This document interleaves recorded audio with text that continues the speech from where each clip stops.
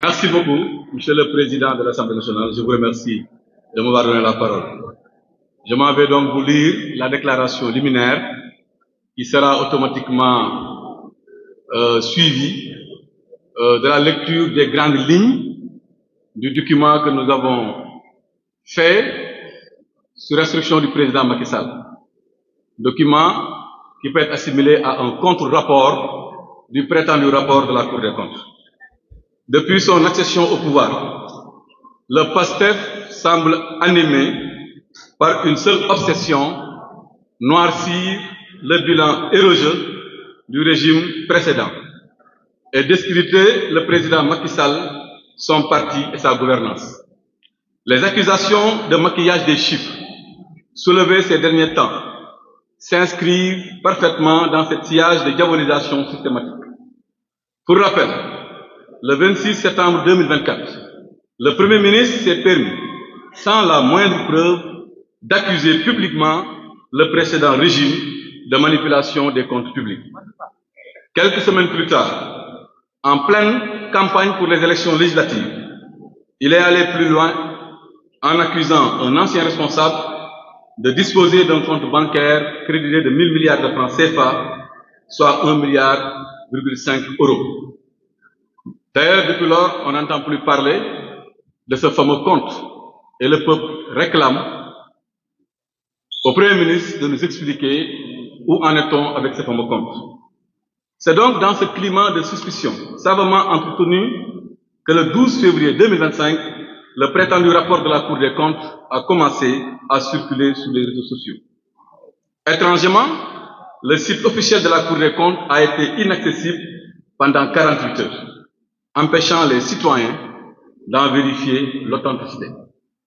Depuis lors, les accusations farfelues se succèdent, accompagnées de menaces répétées du Premier ministre, des membres de son gouvernement et de ses proches, exposant ainsi notre pays au ridicule sur la scène internationale.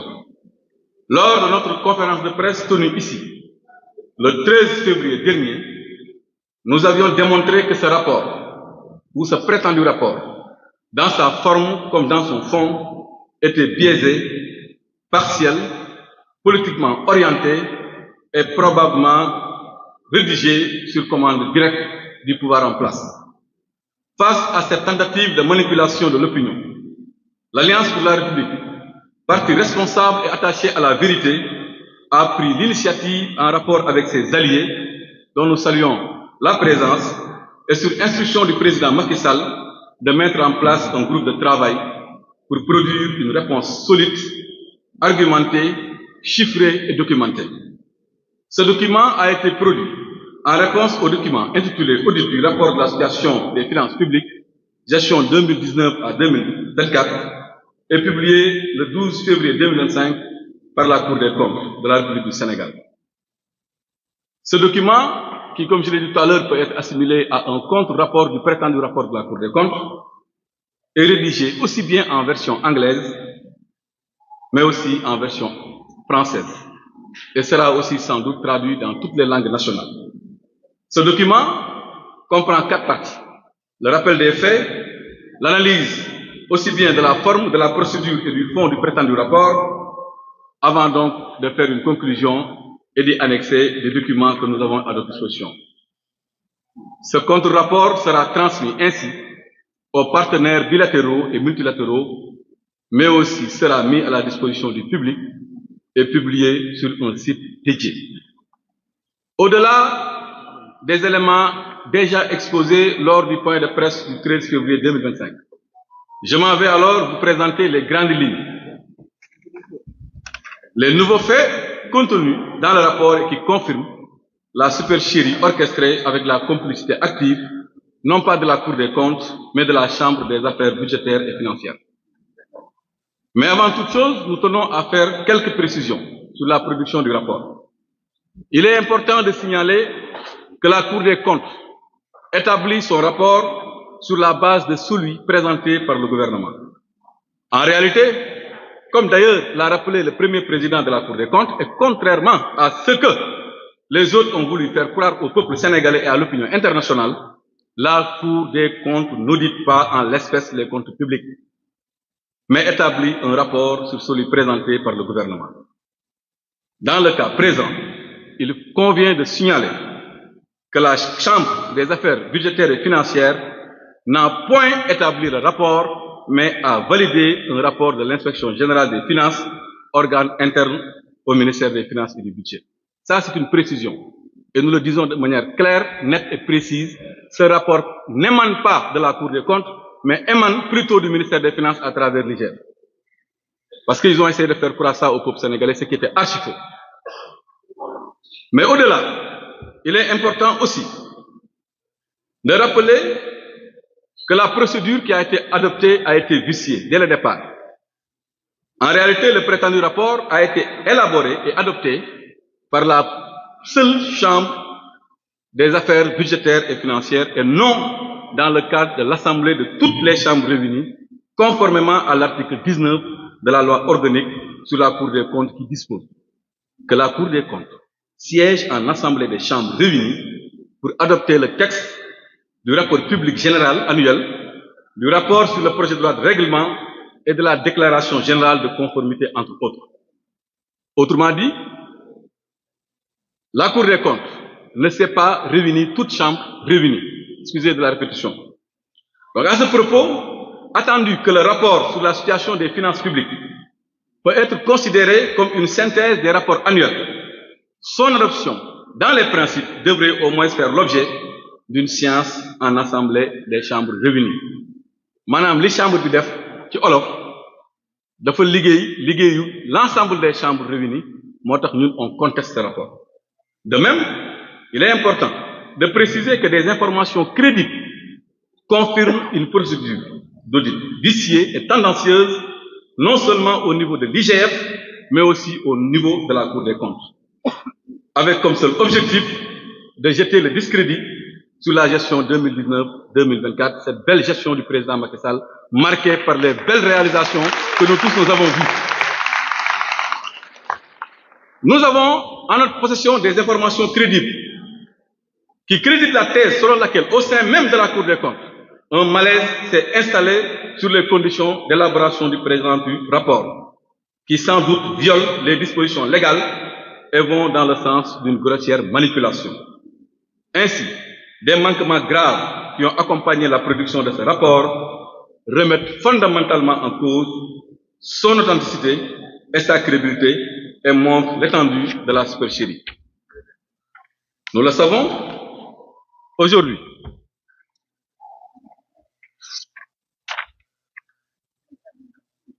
En résumé, à la commande, à l'élaboration jusqu'à la publication de ce prétendu rapport, toutes les normes en matière d'audit des finances publiques ont été violées, ce qui porte atteinte à la crédibilité de la Cour des comptes du Sénégal.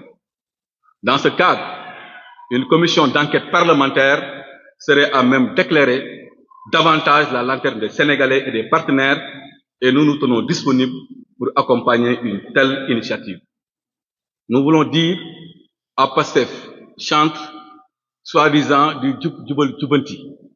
S'ils veulent y voir plus clair, ils n'ont qu'à faire ou mettre en place une commission d'enquête parlementaire, et cette enquête minutieuse devrait particulièrement s'intéresser aux phases suivantes: la commande du rapport, la désignation des membres de la commission, la formulation des thèmes de référence, la validation du pré-rapport, la non-observation des principes de confidentialité et du contradictoire, qui sont, selon nous, des règles obligatoires en la matière, et la désactivation suspecte du site de la Cour des comptes, rendant le rapport inaccessible au public pendant 48 heures.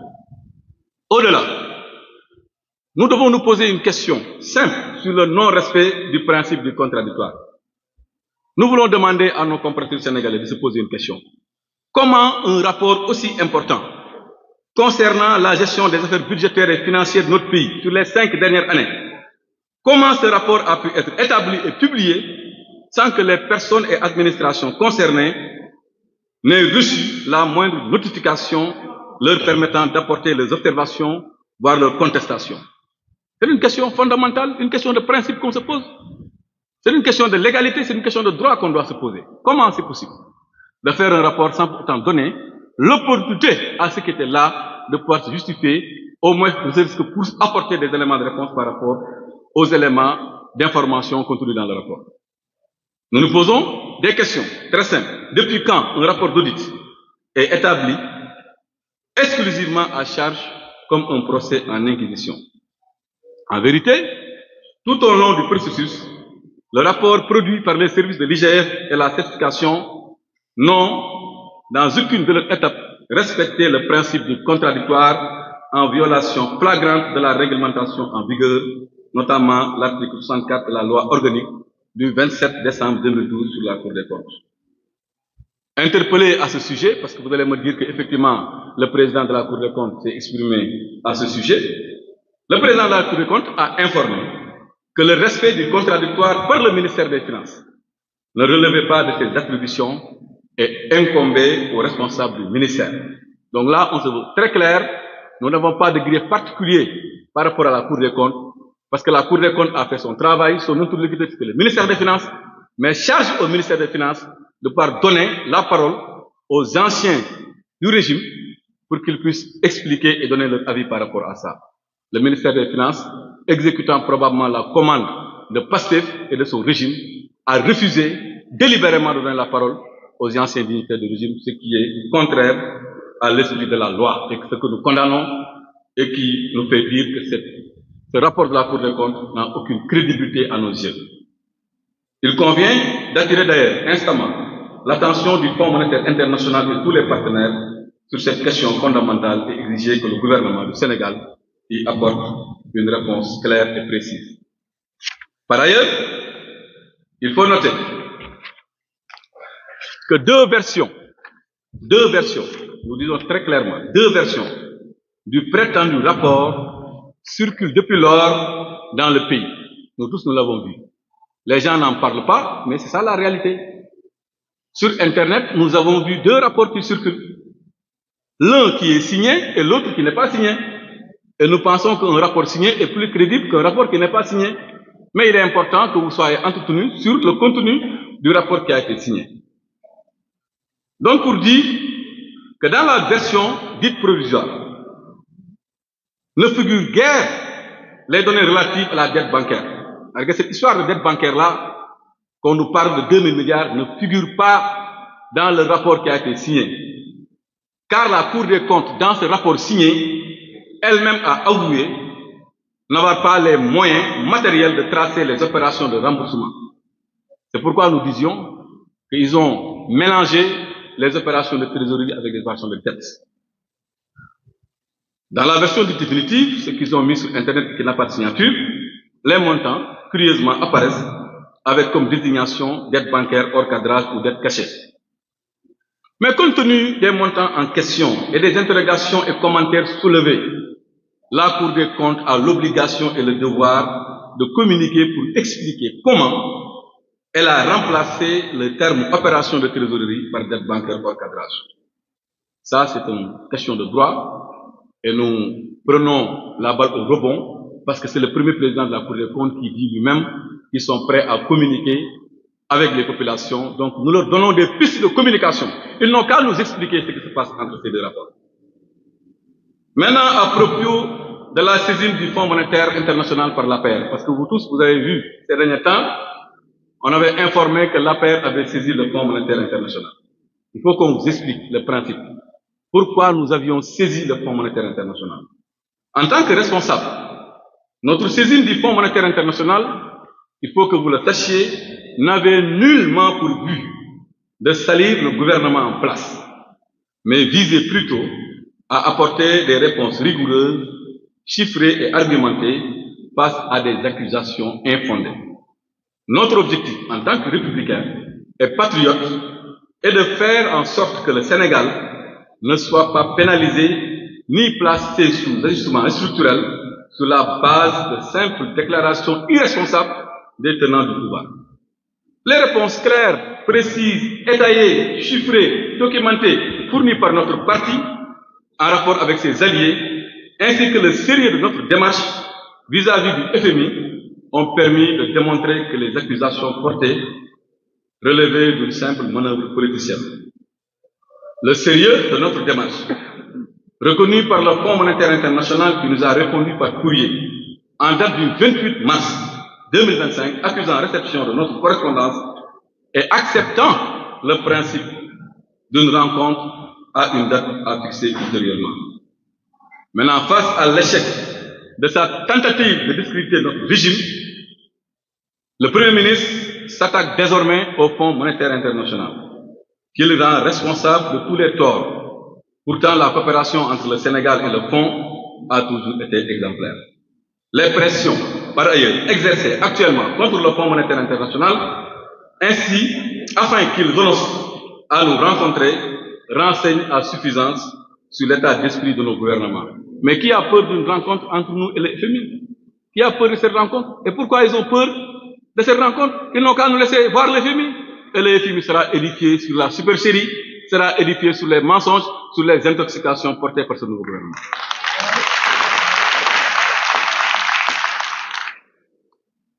De la défaite maintenant du régime de PASTEF dans la bataille de l'opinion jusqu'à la tentative d'instrumentalisation de la justice, il y a beaucoup de choses à dire.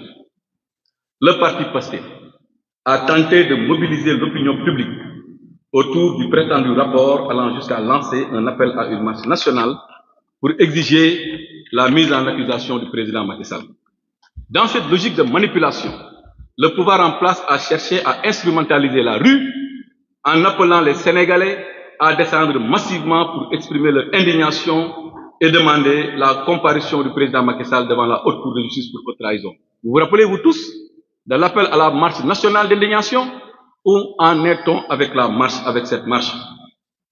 C'est parce que simplement, ces stratagèmes politiciens fondés sur une exploitation abusive d'un document encore sujet à caution n'a simplement suscité aucun écho auprès des citoyens qui ont refusé catégoriquement de marcher parce que ce qu'ils disent n'est pas conforme à la réalité, n'est pas conforme à la vérité. Le peuple, désormais plus lucide face aux manipulations, aux mensonges et aux campagnes de désinformation, a clairement refusé de suivre cet appel. Ils avaient dit, parlons-en dans les grandes places, parlons-en dans les daras, parlons-en dans les mosquées, parlons-en dans les TikTok, faisons une marche nationale, faisons une marche internationale, faisons une indignation internationale, cherchons le consensus national pour que le peuple lui-même sorte pour demander à ce que le président Macky Sall soit traduit à la haute cour de justice. Mais ça a fait personne n'a répondu à cet appel.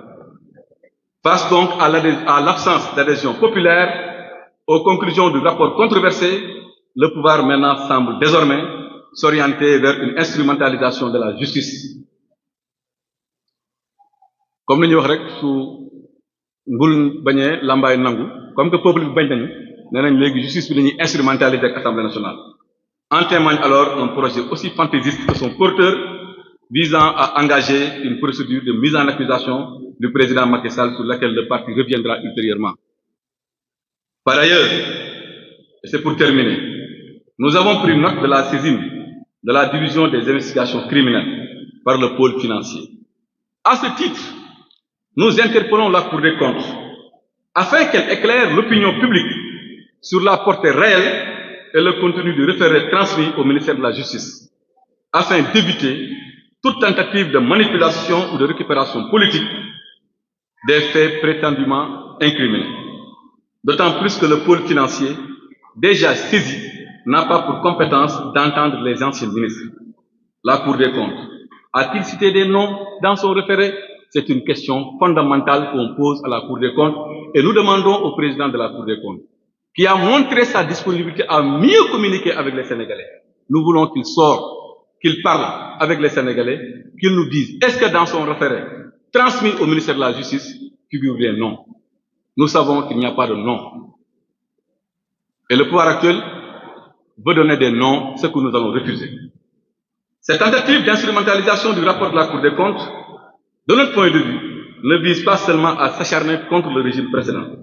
Elle porte également atteinte à la crédibilité de l'État en s'en prenant injustement à ses serviteurs, notamment les fonctionnaires qui restent les garants de la continuité républicaine au-delà des alternances politiques. Mais ça, c'est peine perdue, car nous, APR et alliés, nous ferons face et Inch'Allah, nous vaincrons.